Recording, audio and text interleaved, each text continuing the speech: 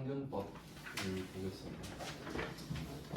네, 선입선출법이 실제 물량 흐름이랑 비슷하기도 하고 더 어렵기도 하니까 먼저 해놓으면 평균법은 아주 쉽게 풀 수 있거든요. 어떻게 적용을 할 수 있는지 보여드리겠습니다. 그러니까 평균법은 요령이 좀 있으면 더 쉽게 접근할 수 있는데 방금 보셔서 아시겠지만 선입선출법이랑 비교하는 문제도 사실 그냥 선입선출 문제 하나라고 생각하셔도 거의 상관없죠. 그러면 적용이 어떻게 되나 볼게요. 87번 문제 더 보겠습니다. 87번 문제는 기본 가정이 제가 말씀드린 거랑 같죠. 공정 초기에 재료비가 다 투입이 되고 그다음 가공비는 균등하게 투입이 돼요. 이렇게 나오면 그냥 우리가 알고 있는 기본 가정이고 평균법이잖아요. 그럼 얘는 어떻게 풀 수 있는지 볼게요. 요령. 그러면 제가 대변만 필요하다고 말씀드렸는데 완성이 1200, 기말이 600, 그리고 완성도가 40%. 선입선출법은 여기에서 기초까지 반영을 해줬잖아요. 근데 평균법은 진짜 얼마나 쉬운지 볼게요. 자, 1200 재료비, 그다음에 가공비도 1200. 그대로 쓰죠. 1200, 1200.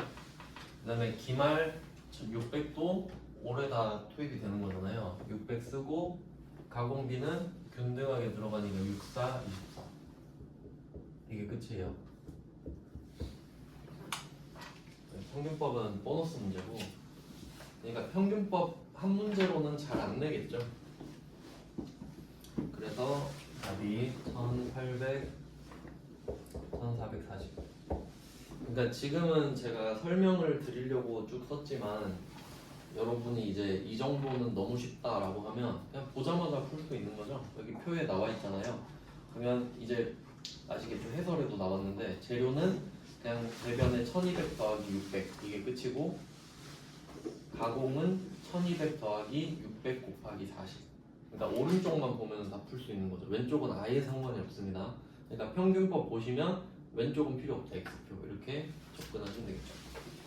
근데 그렇게만 접근하면 이제 함정에 빠질 수도 있다라는 걸 보여드리려고 88번 문제를 넣은 거예요. 그러니까 이것도 보면은 얘는 조심하셔야 될 게 88번은 똑같이 평균법이고 한데 첫 번째 줄 오른쪽에 보시면 원재료는 공정 30% 시점에 투입된다. 이게 다르죠. 0%가 아니라 30%에 투입이 되잖아요. 그러니까 좀 약간 긴장감을 위해서 넣은 문제인데 어떻게 달라지는지 한번 보죠.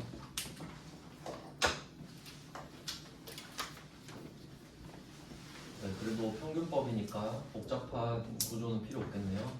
완성품 8000, 기말 2000. 자, 이렇게 됐는데 재료비 가공비를 구하라는 거죠.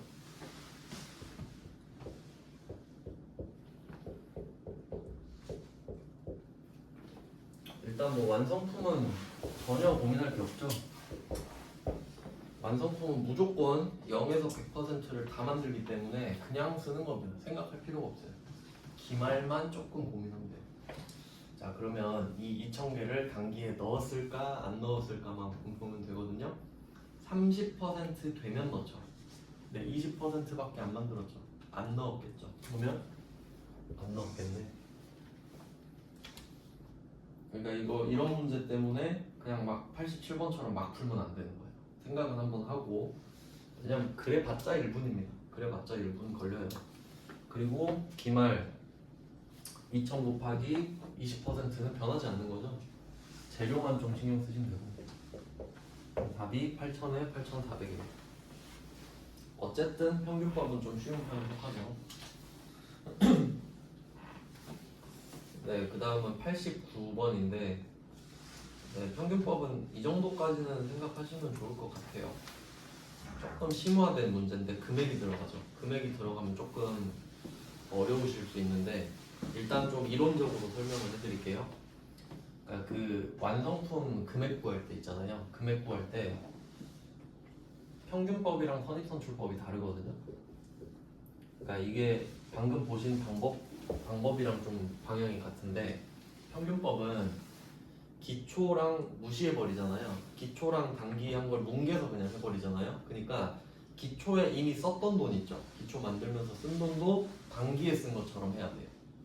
그럼 그 말은 이 평균법인데 지금 89번에 금액 나왔잖아요. 기초 제공품 원가가 직제, 여기는 재료, 노무, 경비 이렇게 돼 있네요. 어쨌든 합치면 제조 원가 되는 거 아시죠? 그러면 평균법은 어떻게 하냐면 기초 제공품 원가랑 여기에 더해요. 단기 제조 원가를 더하는 겁니다.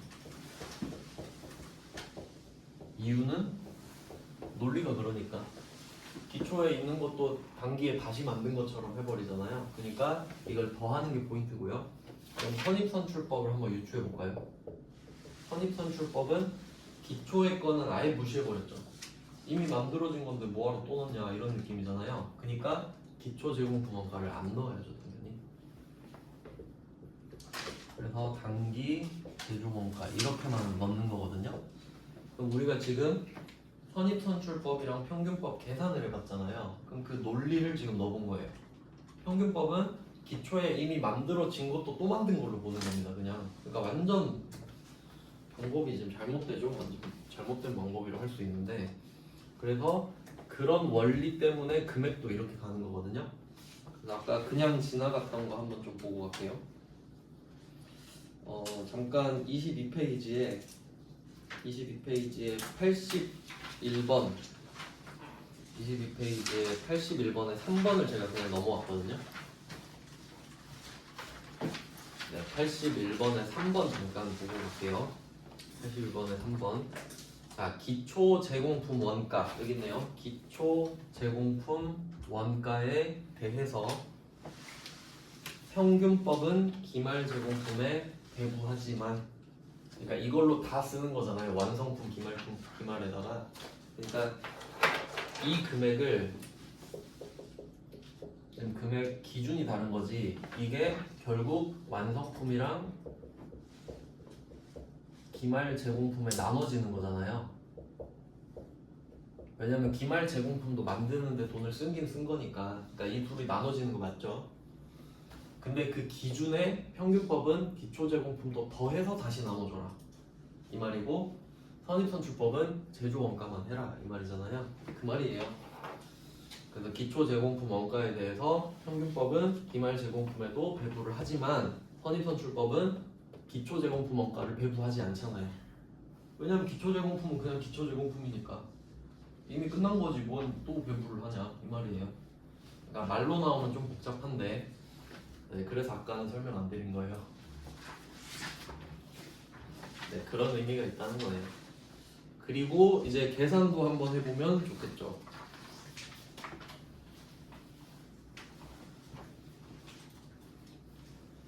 네, 그런 의미고요. 그러면 89번은 완성품 환산량은 뭐 아무것도 아니고 그냥 바로 구해볼게요. 일단.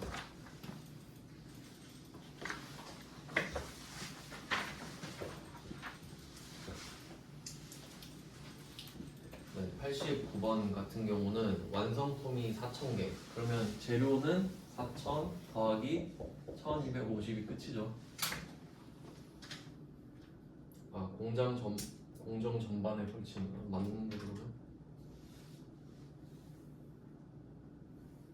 네, 모든 제조원가니까 이거는 재료비, 가공비를 구분할 필요도 없네. 그냥 제조원가가 이거죠.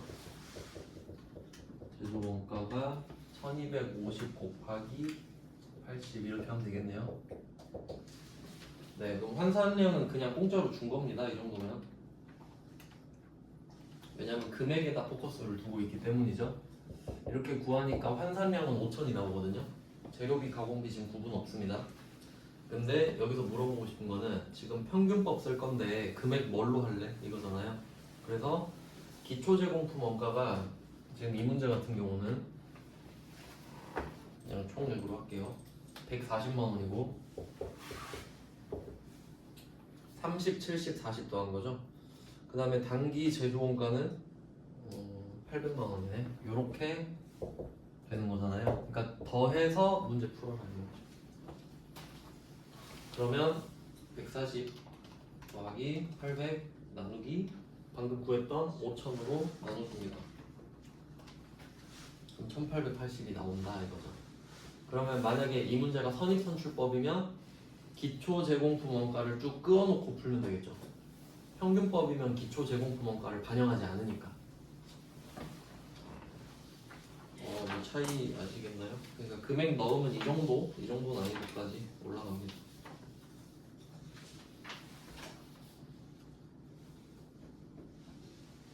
네, 그 다음은 25페이지입니다. 이제 90번입니다. 제품 원가를 계산해라. 이번에도 나왔죠. 똑같은 패턴이긴 한데 연습 차원에서 또 한번 해볼게요.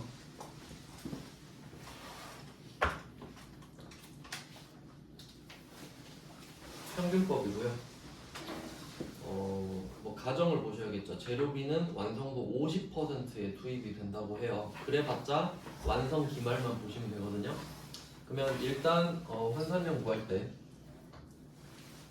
이건 재료비 가공비 따로 구해야 됩니다. 얘는 좀 어려운 문제거든요. 이거는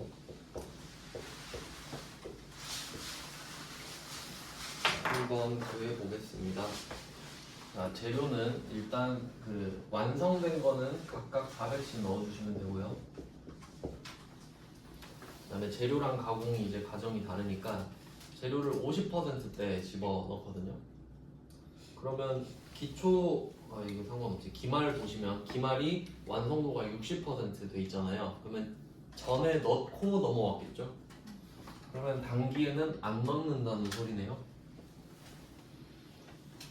네, 안 넣고요. 50% 이미 넣고 왔으니까. 그 다음에 나머지 가공은 전반적으로 뭐 균등하다. 기본 가정이죠. 200개에 60% 곱하면 이렇게 환산량을 구해주시고 그러면 400, 520이 나오네요. 재료비 600이 넘었어요. 50대 투입됐으면 완성분 60이니까. 잠깐만요. 기말 그러네요. 죄송해요. 착각했어요. 이번에 넣은 거지. 기초가 아니죠. 기말이니까 지금 넣었다. 네, 단기에 넣어서 기말이 됐다. 죄송합니다. 자, 이제 금액을 볼게요. 이 문제에서는 사실 물어보고 싶은 게 금액인 거죠.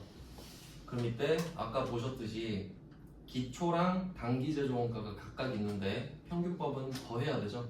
그래서 재료비 같은 경우는 기초가 8만원, 단기 제조가 10만원이니까 18만원으로 계산을 해주시면 되겠고, 가공비 같은 경우는 총 26만원이죠. 이렇게 해서 각각 나눠라 이 말이죠. 네, 단위당 원가 구하고 있으니까 또 더해줘야 되네요. 그럼 18만 나누기 600 하면 단위당 원가가 300원 나오고 26만 나누기 520 하면 500원 나오니까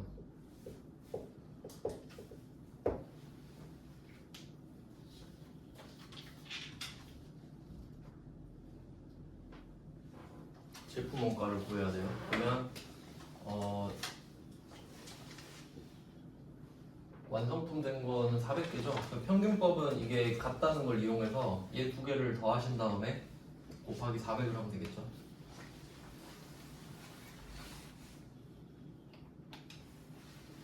네, 그래서 답이 32만 원 나와요. 그래서 아까 89번보다는 조금 더 난이도가 올라갔죠. 재료비랑 가공비를 각각 구해야 되니까. 그리고 재료비 이거 저도 아직 헷갈리는데 재료비 완성도 시점이 중요합니다. 네, 그럼 이제 연습은 좀 다 해봤고요. 선입선출법도 풀어봤고, 평균법 같은 경우는 난이도가 너무 쉽다 보니까 그 재료 투입 시점으로 장난을 칠 수 있고, 또 금액을 계산할 때 기초를 넣어라. 근데 혹시 선입선출법이 나오더라도 기초 빼고 단기 제조 원가로만 계산하시면 돼요. 그렇게 아시면 되고, 그 다음은 91번인데, 자 이제 이 문제의 특징을 좀 보면은 91번 문제는 기초 제공품이 없죠. 그러니까 잘 보면은 방법을 말 안 해주죠. 방법이 없죠?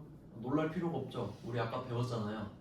기초 제공품이 없으면 선입선출법이랑 평균법이랑 결과가 같다. 그거 아는지 물어보는 거잖아요. 그럼 그냥 뭐 그럴 수 있겠네 이래야 되죠. 계속 찾고 있으면 안 돼요. 네, 그렇게 해서 지금 가공비를 찾아라.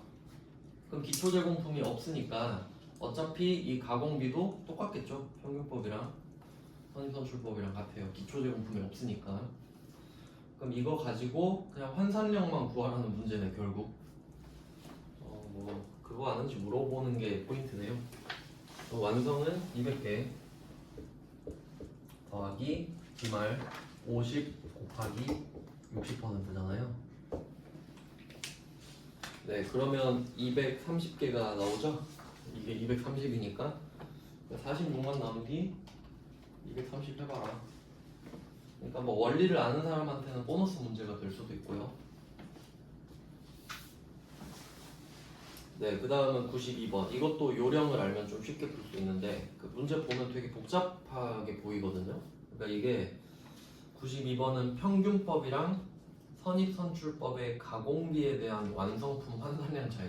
말만 들어도 머릿속에 두 개를 구해서 비교해야겠구나 이렇게 되잖아요. 근데 이게 원리가 있어요. 원리를 알려드릴게요. 그러니까 좀 논리를 설명해 드릴 수는 없는데 결과만 알려드릴게요. 하이포랑 평균법이랑 이 두 개 비교했을 때 재료비 차이 완성품 환산량이에요.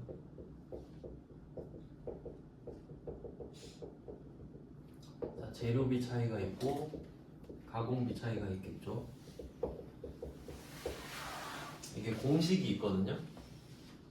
공식은 반대로 생각해 볼게요. 아까 기초 제공품이 없으면 둘이 똑같다 그랬죠. 그러면 어디서 차이가 나는 거예요? 기초 제공품에서 차이가 나는 거겠지. 그러면 재료비 차이는 뭐냐? 기초 제공품 차이예요. 그냥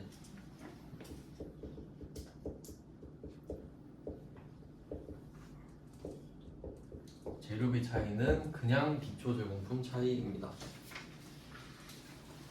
근데 여기선 가공비 물어보고 있죠. 왜냐면 너무 쉽거든요.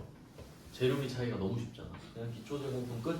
근데 가공비 차이는 기초 제공품에다가 완성도 있죠. 완성도 곱한 거의 차이예요. 이거는 그냥 외우시는 게 좀 편할 것 같아요. 이유가 있는데 실제로 해보시면 실제로 그래요. 차이가 그렇게 나기 때문에. 그래서 지금 보면은 그 92번 해설 밑에 보면 엄청 장황하죠. 근데 제가 설명드린 걸로 하면은 92번 보시면 기초 제공품 1000개죠? 완성도 20%죠? 그 두 개 곱한 게 답이라. 답 2000이잖아요. 알면 그냥 푸는 거죠. 이유가 그래요. 그러니까 혹시 여기서 재료비에 대한 완성품 환산량 물어보면 차이가 몇 개죠? 10,000개인 거예요. 아시겠죠? 외우는 게 좀 편할 것 같습니다. 의심이 되시면 그냥 실제로 한번 해보시면 이유를 아실 수 있어요. 근데 지금은 시간이 좀 오래 걸리니까 넘어가도록 하고 이제 거의 다 왔군요. 마지막은 좀 쉬운 주제인데 공손입니다. 공손. 그래서 이거는 그냥 뭐 적어놓고 시험 보기 전에 한번 보시면 좋을 것 같고요. 외워놨는데 나오면 대박인 거죠. 그냥 10초에 한 문제 푸는 거니까. 이제 26페이지로 가면은 공손이라고 나오죠.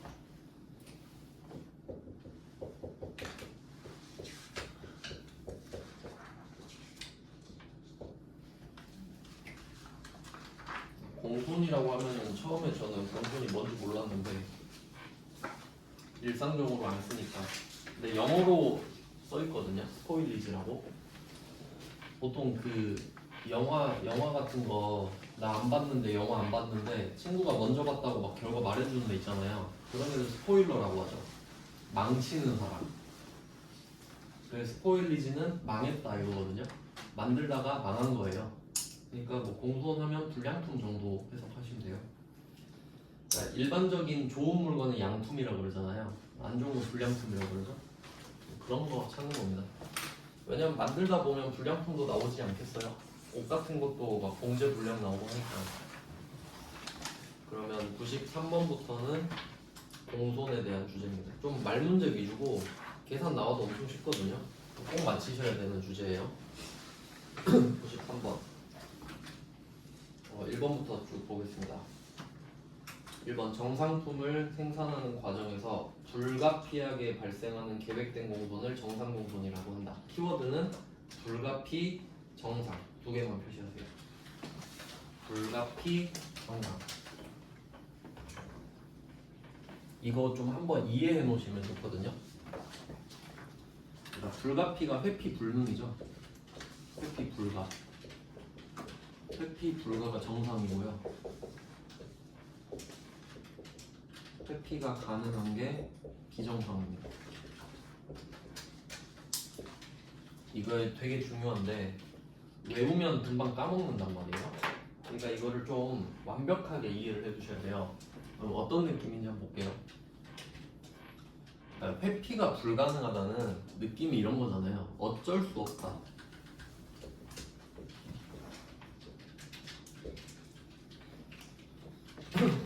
자, 그러면 왜 그런지 생각을 해보겠습니다. 일단 뭐 제가 알기로는 그래요. 옷을 만들 때 뭐 로트라고 하죠. 그 리바이스 청바지 아시죠? 리바이스 보면은 그 빨간 색깔 리바이스 탭 있잖아요. 근데 어떤 거 보면은 그냥 R 써 있고 탭에 그냥 R 이거 하나만 써 있는 게 있거든요. 이게 그거예요. 100개마다 이런 탭을 하나씩 넣어서 수량 파악하는 거예요. 그럼 이게 10개 있으면 1000개 있다는 소리잖아요. 그래서 이걸 뭐 블랭크 탭이라고 하는데 그런 식으로 한 로트가 있는 거예요. 예를 들어서 내가 한 로트당 100개를 만들어요. 근데 그런 거 있잖아요. 내가 100개를 만들면 꼭 분량이 뭐 한 3개 나더라. 어쩔 수 없더라. 진짜 최선을 다해 만들었는데 분량이 3개가 나. 그러면 이제 그 제조회사가 어떤 방식을 쓰냐면 105개를 만들어요. 애초에. 왜냐면 분량이 몇 개 나잖아요. 그래서 가끔씩 그런 거 구제샵 같은 거 보면 완전 새 옷인데 택 막 찢어져서 나오는 옷들 있거든요. 그런 게 그런 거예요. 추가로 더 만든 것들 있죠. 빼돌린 거야. 하여튼 뭐 그런 느낌이거든요. 그러면 이제 좀 느낌이 오시나요? 우리는 최선을 다해 만들었는데 분량이 항상 3개씩 나요. 그럼 우리는 이제 단념하겠죠. 아 어쩔 수 없어. 그냥 5개 더 만들어. 이런 느낌인 거예요. 그러니까 정상인 거예요. 우린 받아들이는 거예요. 이거 우리가 피할 수가 없다. 근데 어느 날 보니까 분량이 10개 났어요. 근데 왜 10개 났지 물어보니까 숙취 때문에 막 봉제하는 사람이 숙취 때문에 막 이상한 거 만든 거예요. 그럼 피할 수 있었죠. 어제 술 안 마셨으면 됐죠. 그게 비정상인 거예요. 이 정도로 기억하시면 오래 갈 것 같아요. 그래서 뭐 불가피는 정상이다. 이제 기억하실 수 있겠죠. 그 다음엔 2번, 93번의 2번. 예측이 가능하다. 정상은 예측이 가능하면 단기적으로 통제할 수 없다. 예측 가능하죠. 100개 만들 때마다 분량 3개씩 나왔잖아요. 그리고 이제 이 분량 3개는 못 줄이죠. 통제가 안 돼요. 기계 설비를 아예 싹 갈아엎지 않는 이상. 그러니까 그냥 뭐 그런 대로 살자. 정상으로 받아들이자 이런 거죠. 그 다음은 3번. 비정상 공도는 능률적인 생산 조건에서는 발생하지 않죠. 예측할 수 없죠. 얘가 술을 먹고 올지 안 먹고 올지 모르죠 우리가. 근데 통제는 할 수 있잖아요. 그 다음은 4번 93번에 4번 비정상 공소는 통제가 가능한 겁니다. 이거 착각하시면 안 돼요. 너 술 먹고 오지 마 하면 되잖아요. 통제 가능한 공손으로서 제품 원가에 가능하다. 이게 반대입니다.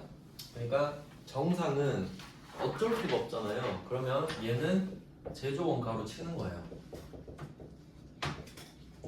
어쩔 수가 없으니까. 그러니까 이거는 어떤 느낌이냐면 아까 100개 중에 3개가 불량이 난다 했잖아요. 그 3개가 불량이 나줬기 때문에 나머지 97개가 정상이라고 보는 거예요. 그냥 세트로 보는 겁니다. 근데 10개 불량 나면 그건 아니지 않냐, 그건 제조원가 아니지 않냐, 나머지 7개는 그냥 영업 외 비용으로 처리해라, 이런 느낌이죠.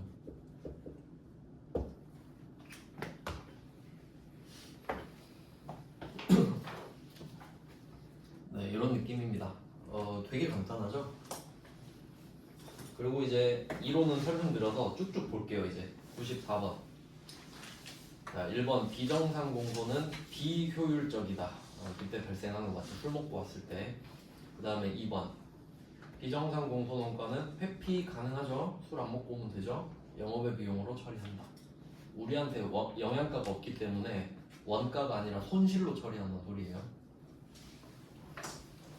그 다음에 3번 정상 공소는 회피 불가능한 거 맞죠? 그러니까 우린 정상으로 받아들이죠. 그다음에 효율적인 작업에서도 발생하니까 정상으로 받아들이죠. 그다음에 4번 정상 공소 원가는 단기의 검사 시점을 통과한 양품. 이건 이따가 계산 문제 보여드릴게요. 정상은 영업의 비용 아니죠? 정상은 제조 원가죠. 근데 진짜 엄청 쉽습니다. 그 다음에 95번이에요. 1번 공소는 불합격품이다. 맞고요. 2번 정상과 비정상으로 구분할 수 있다. 맞죠? 3개가 정상이면 나머지 3개를 초과한 건 비정상이 되겠죠. 자연스럽게. 그 다음에 3번 정상 공소과 비정상 공소는 제조원가에 포함시킨다. 정상만 제조원가, 비정상은 영업비용. 그리고 같은 말이 4번의 정상 공소는 원가성이 있다 이러잖아요. 이게 제조 원가에 포함시킨다 이 말이에요. 원가성이 있다가 원가성이 있으니까 제조 원가에 포함시키겠죠.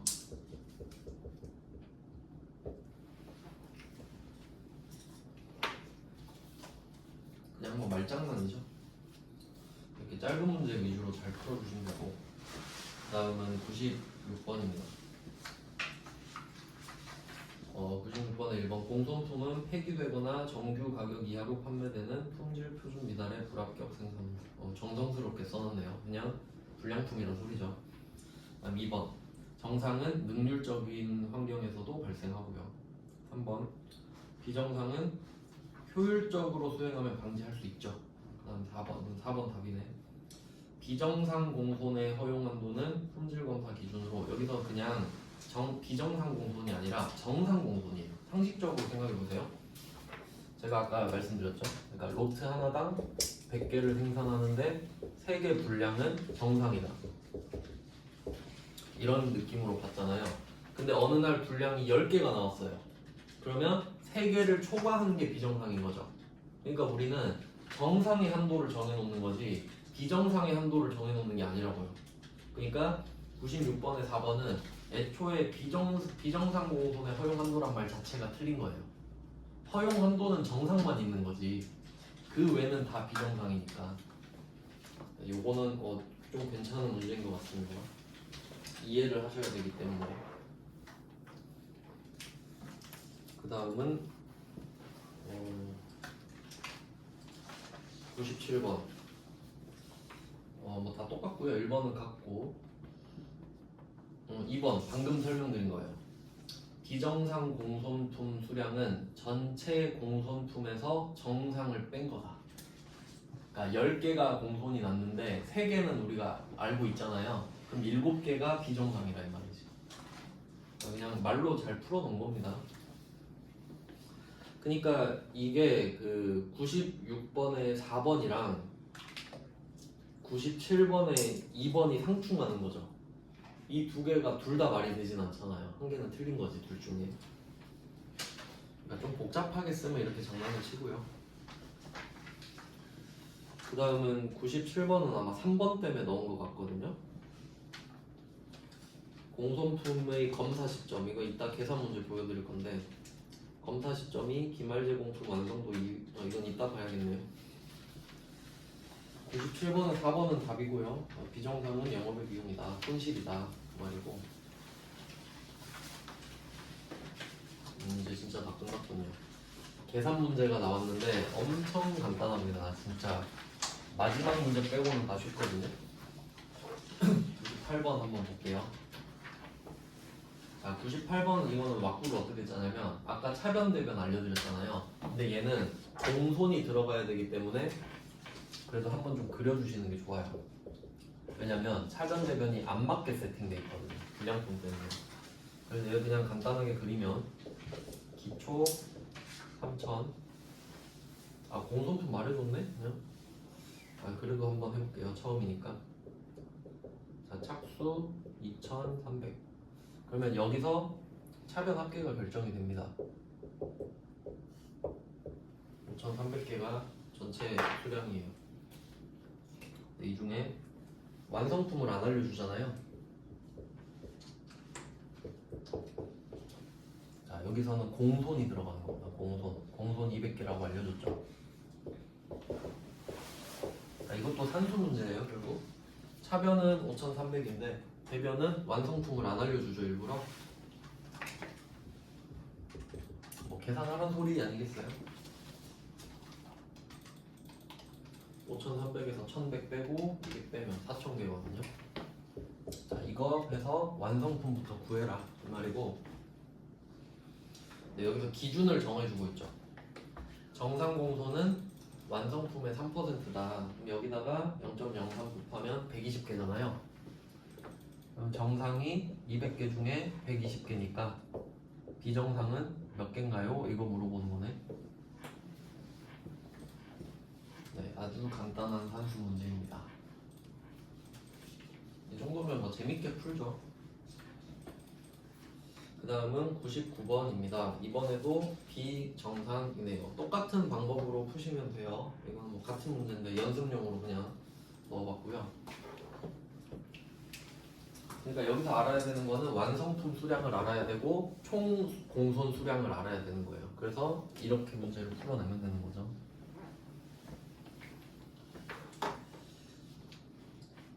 네, 그 다음은 100번입니다. 요거부터는 조금 생각을 해야 되는데, 아, 이거는 뒤에 문제를 먼저 아니네. 뒤로 갈 필요는 없네요. 그러니까 여기서는 완성 수량을 9000개로 알려주고 있어요. 100번 문제는. 이때 2번, 3번 때문에 지금 고민을 좀 했는데, 2번, 3번을 보시면 2번은 3%고 3번은 5%거든요. 가정은 달리 할 수 있겠죠. 뭐 계산해보면 9000 곱하기 3% 270이잖아요. 뭐 그런 거 물어보는 거네. 근데 여기서는 그 비정상 공손을 안 알려줬거든요. 그러면 뭐 아까처럼 구하면 되겠죠. 이번엔 완성 수량을 알려줬으니까. 그러니까 결국 하나만 빼고 다 알려주기 때문에 이 문제 같은 경우는 네, 여기서 준 데이터는요. 100번 문제는 기초가 2000개, 완성이 9000개, 착수가 8000, 공손을 안 알려줬죠 지금. 그리고 기말 500개를 알려줬기 때문에 어차피 구할 수는 있는 거고 결국 구하라는 문제고요. 차변이 더 커야겠죠.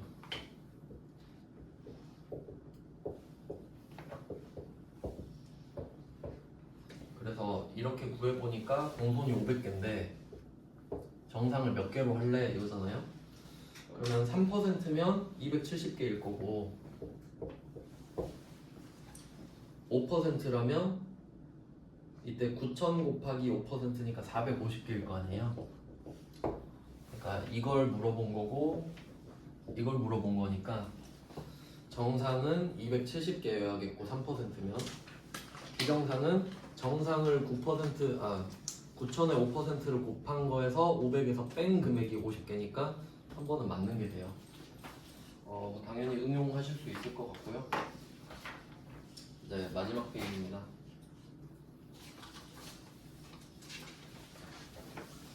요거는 101번 문제는 그래도 좀 비교적 최근 문제이고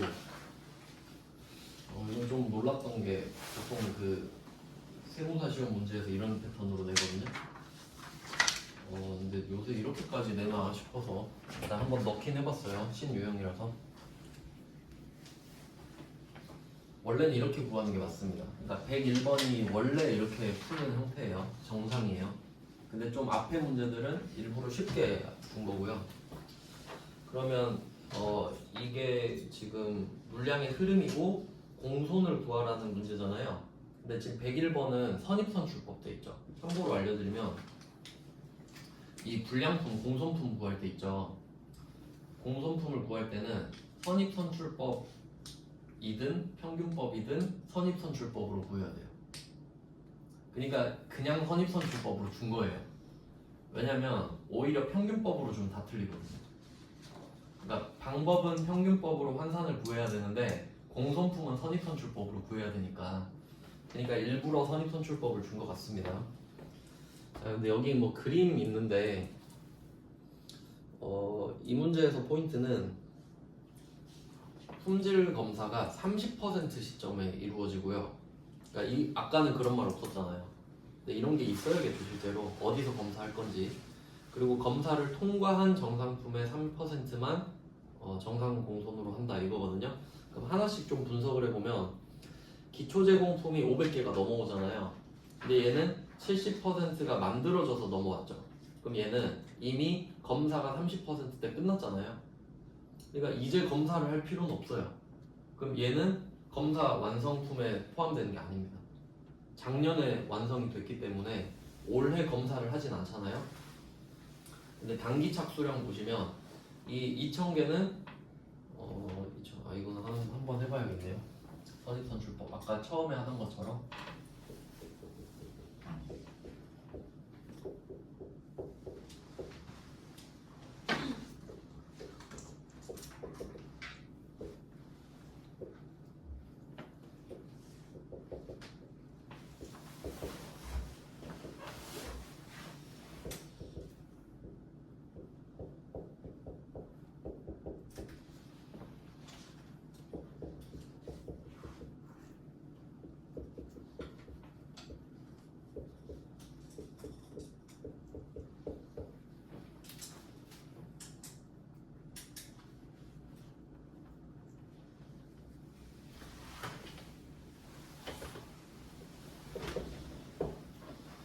일단 뭐 주어진 데이터를 써봤는데 이대로 역시 적어보니까 지금 대변이 200개가 비거든요. 그래서 그걸 공손으로 구하게 되고요. 이걸 알아야 전체 공손을 알아야 여기서 정상을 빼서 비정상을 또 구할 수 있겠죠. 근데 지금은 정상을 구하는 게 좀 까다롭다 이거죠. 그럼 대상이 되는 게 뭔지 보니까 이 앞에 500개는 그러니까 2000개 중에 500개랑 1500개를 따로 해야 되잖아요. 근데 500개는 대상이 아니죠. 작년에 검사가 끝난 상태로 넘어왔으니까. 그러니까 지금 넘어온 애들은 작년에 검사가 통과돼서 넘어온 거예요. 정상품만. 근데 이 1500개는 단기에 0부터 100%까지 다 만든다 그랬죠. 그럼 얘는 검사를 해야겠죠. 그러니까 얘는 대상이 되는 거고요. 30%가 걸려 있으니까. 밑에 뭐 그림 참고하시면 돼요. 그 다음에 300개. 300개는 덜 만들긴 했지만 30%는 넘어갔죠. 그러니까 얘는 대상이 되는 거예요. 그러니까 내가 지금 만들고 있는 게 30% 시점을 넘어간 것만 기준으로 삼겠다 이거거든요. 그러니까 1500, 300만 기준이에요. 1500, 300. 그럼 1800이죠? 그럼 1800에다가 3%를 하니까 54거든요. 정상이 54. 비정상은 146 이렇게 되겠죠. 네, 원래는 이렇게 구하는 건데 이제 그냥 진짜 문제를 내버리네요.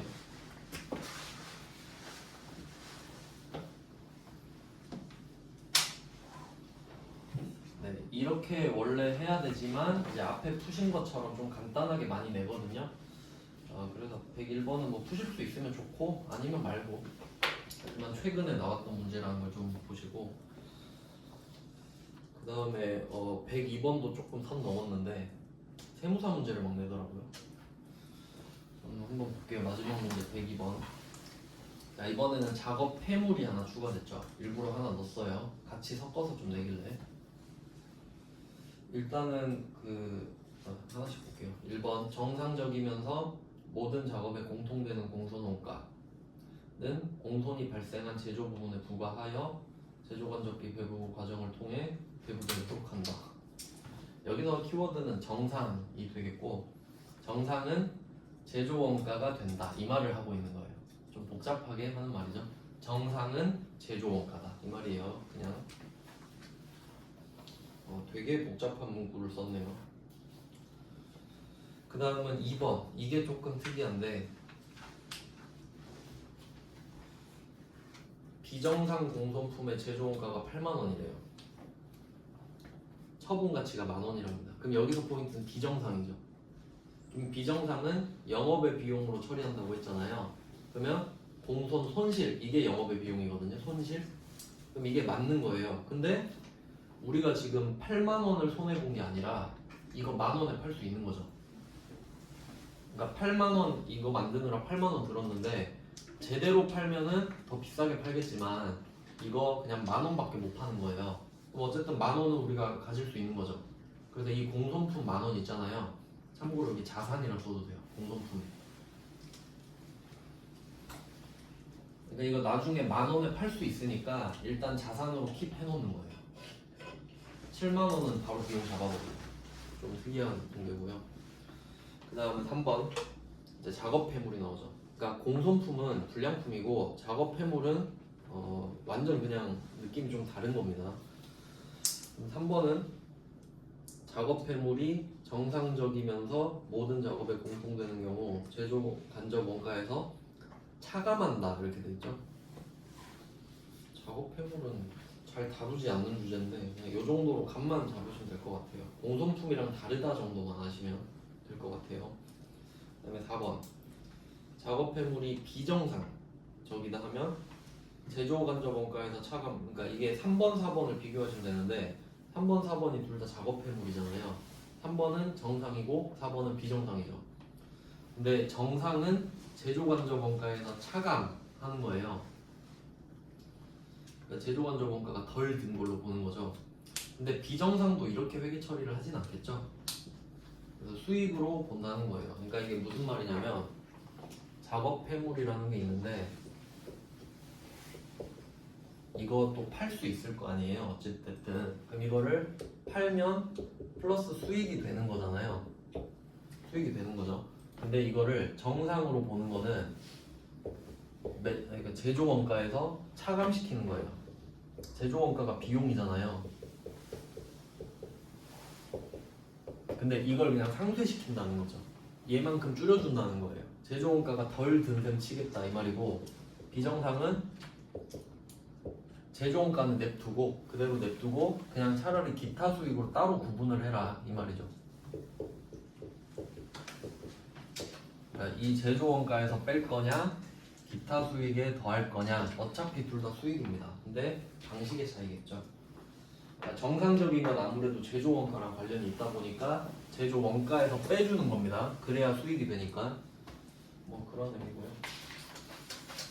네, 원가는 이 정도 대비하시면 물론 세무 1급 범위는 또 따로 있긴 한데 그건 안 넣었습니다. 네, 이렇게 하고 10분 쉬고 어제 말씀드린 사채 다시 보도록 하겠습니다.